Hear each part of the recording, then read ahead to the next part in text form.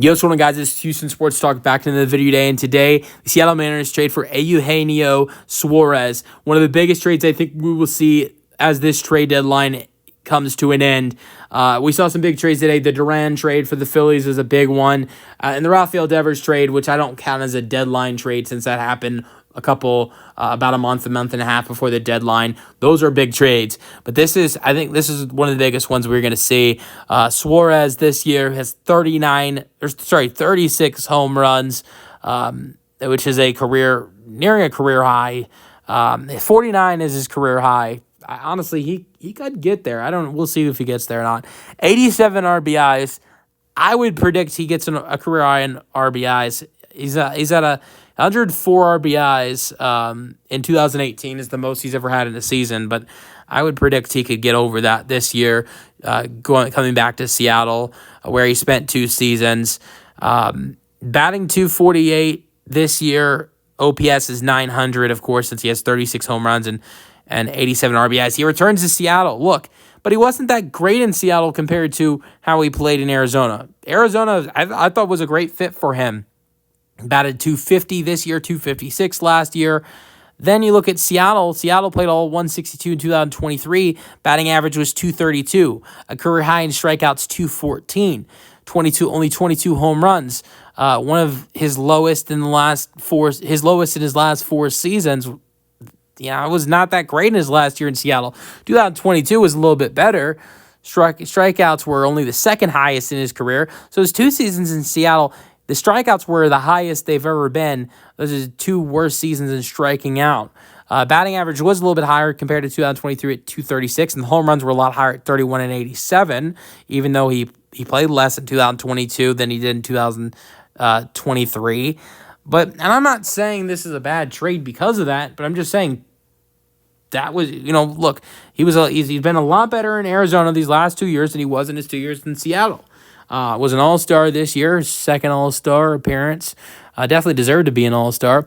And Seattle's giving up a high price for a 35-year-old who's an expiring deal. They're giving up their 9th best prospect, Tyler Locklear, a 24-year-old first baseman who was their second-round pick in 2022.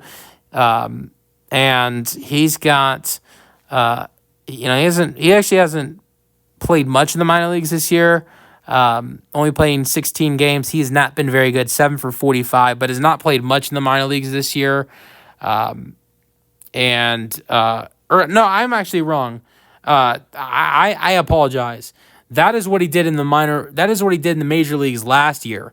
In the major leagues last year, Locklear was 7 for 45, batting 156. In the minor leagues this year, he's batting .316 in AAA in 98 games, having 19 home runs and 82 RBIs. He's been a monster in AAA. I was looking at that wrong. I apologize.